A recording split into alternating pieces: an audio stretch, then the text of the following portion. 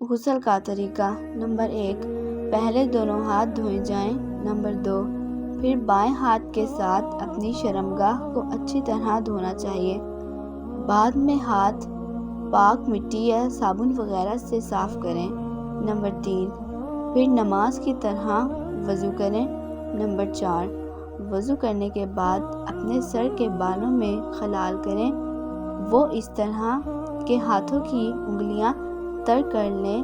دائیں ہاتھ سے سر کی دائیں جانب اور بائیں ہاتھ سے سر کی بائیں جانب بالوں میں انگلیاں پھیریں اور بالوں کی جڑوں کو نہایت عمدہ طریقے سے تر کریں۔ نمبر 5، پھر 3 چلو پانی بھر کے سر پر ڈالیں۔ نمبر 6، پھر باقی سارے جسم پر پانی بہائیں۔